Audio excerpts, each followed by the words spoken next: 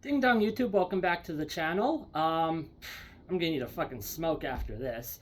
Uh, there's been an interesting development happening over the last 24 hours that I wanted to talk about on this channel as it relates to me, actually, being a furry. Now, if you're not a furry, that's totally fine and okay, but this is actually quite interesting what's going on right now. Furaffinity is the largest social network website basically for furries, and it's mostly based on artwork, but you can also upload music and other things to the website. The founder of this particular website that furries use to socialize is now dead. He died 2 weeks ago from heart complications, so it seems. Some medical related issues that's led to his death. And now, because he's dead, some hackers have taken over the website, and like I assume they probably have physical backups of everything that are in a cold storage locker, not connected to anything. But who knows what artwork has been lost as a result of this if you don't have it backed up on your own personal computer. And obviously my computer burned in a house fire 2 years, well, no, it's a year ago now. I don't even remember. So whatever artwork was on that computer and also backed up on Furaffinity that I didn't have backed up elsewhere is probably gone if they can't restore it. It's not just the website that was hacked, it's their Twitter account too. So things are now escalating because it's their main primary Twitter account with 75,000 followers that has been hacked as well, which means that if Elon Musk gets involved with this, then the mainstream media are going to be all over this as well, and they're going to absolutely destroy and crush whatever little decent reputation furries had left in the world. This hacker has made the assumption and accusation that absolutely everyone who's a furry is a pedophile and a zoophile and whatever. I just want to establish some ground facts here. First of all, I'm diagnosed with a mental illness, OCD. It's very extreme, and the dysphoria that triggers the OCD is hair. Don't ask me why. I don't fucking know why. That's just the way I was born. It's how my brain works. I won't even touch an animal. I won't even touch a pet. I will not touch a cat. I will not touch a dog. I do not want to pet your dog.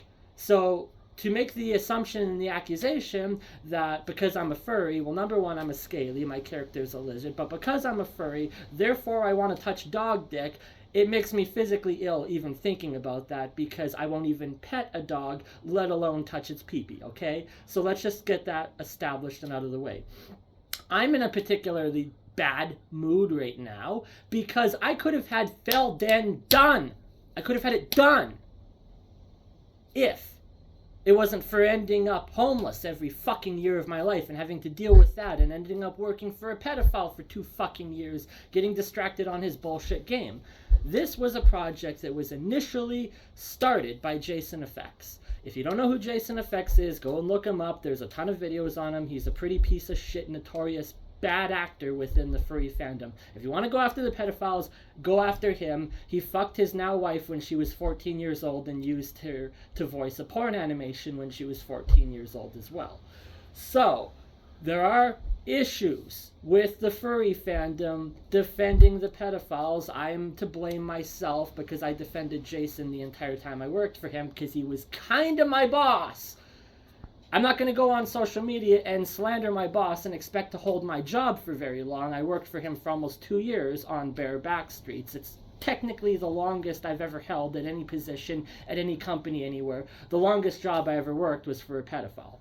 So, now, with Dragoneer being dead and Furaffinity getting hacked, I'm in a particularly bad mood because Felden was supposed to be an alternative to the website. It was supposed to have new features that Furaffinity does not today and probably never will support in the future. New features, new security measures.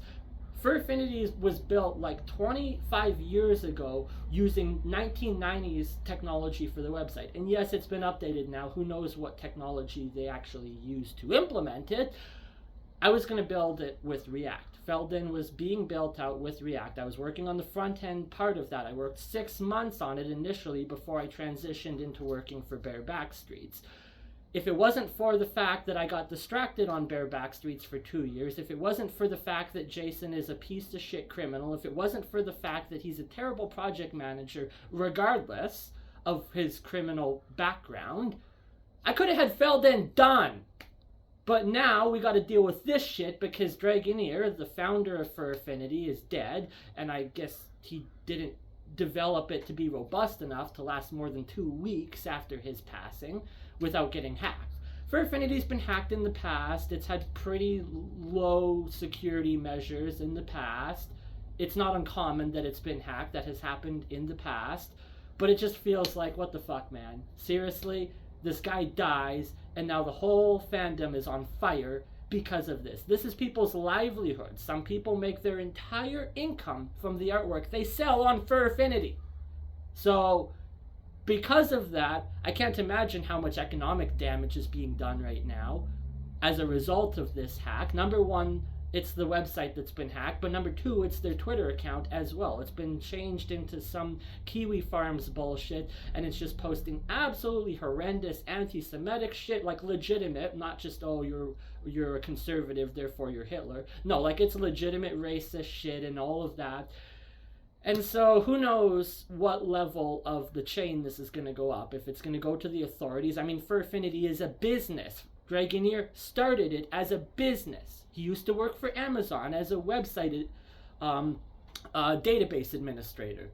As far as I know, that is what he did before he started Furaffinity. When he started Furaffinity, he built it into a business. He sold it as a business to IMVU. They bought it for $2 million, and then he almost went bankrupt during the pandemic, buying it back for $4 million. Who freaking knows why this guy even purchased the rights for this website back, because now it's killed him. The resulting medical issues are the result of his finances, because he severely fucked up his finances in repurchasing the rights to this website from IMVU during the pandemic. And everyone told him on Twitter at the time that he was an idiot for doing so, because he refinanced the house and he put his medical insurance into some state where it wasn't good. I don't understand the medical insurance of America because I live here in Canada, but whatever he did, he fucked it up, and now he's dead as a result of that. So, you know, that's kind of the consequences we're dealing with here, is that a man fucked his finances to rebuy this business that apparently isn't robust enough, that it can't be hacked 2 weeks after he's dead, and now he's dead too, because he fucked his finances by rebuying this business.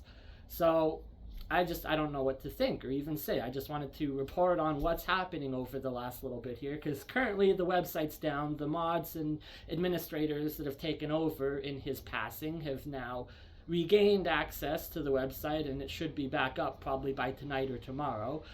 But like I said, who knows what was destroyed, what was compromised, if your emails or your passwords were compromised, what's being sold on the dark web right now. I don't even know. This seems to be politically motivated, this hacker, because it's very much accusation-based. Everything he's accusing all furries of being rapists and pedophiles. Yeah, we have a problem with some of them, but it's not everyone that is a furry. There are millions of furries worldwide, and maybe only a few thousand problematic people that need to be dealt with. So don't accuse all million of us worldwide of being criminals. It's not the case. But if the mainstream media gets a hold of this, because it's now at the level of Twitter, and if Elon Musk gets involved, we're all going to get decimated in the mainstream media, and our reputation is just going to go down the toilet even further than it already has. So that's sort of what we're dealing with this morning. How's your day, everyone? Thanks for subscribing to my YouTube channel, where I rant about how shitty life is, apparently.